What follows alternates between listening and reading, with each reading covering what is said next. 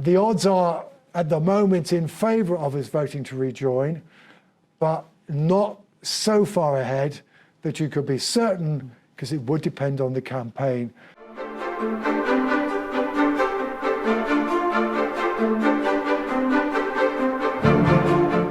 Friday is the 5th anniversary of the UK leaving the EU. Yeah. Do you think we're seeing more of a pullback towards rejoining the EU in polling? We've had a steady position of around 57% of people saying they'd vote to rejoin, 43% to stay out, really since the autumn 2022, since the Liz Truss fiscal event. It's been pretty steady since then, so it's not a continuous trend. Most polling suggests that those who voted Remain are slightly more loyal to saying they would vote rejoin than Leave voters are to say that they would vote to stay out.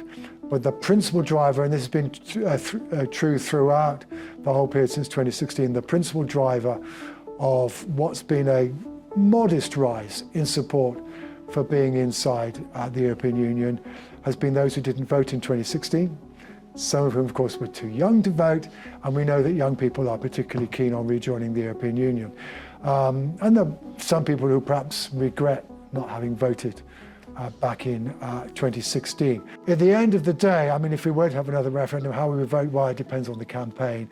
I mean, I think although it looks as though there is at the moment majority support, though not overwhelming support, for rejoining the European Union, that doesn't mean to say that we are looking to sign up to ever closer union, and that the UK would still be a relatively sceptic member. And of course, integration has proceeded further inside the European Union since we left, not least as a result of the pandemic and the Ukraine war. And so I think, there would be potential there for a stay-out campaign to mind. But the odds are at the moment in favour of us voting to rejoin, but not so far ahead that you could be certain, because it would depend on the campaign.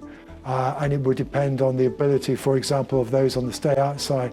Well, the reason why Brexit has not been successful is not because it's a bad idea in principle, it's because it's not been operated properly. And the question whether or not they could get that argument across or not, or whether those on the rejoin would say, no, look, our destiny is Europe, it's doing too much damage, it hasn't controlled immigration, and we're ending up having to negotiate with the EU anyway, how uncomfortable that is.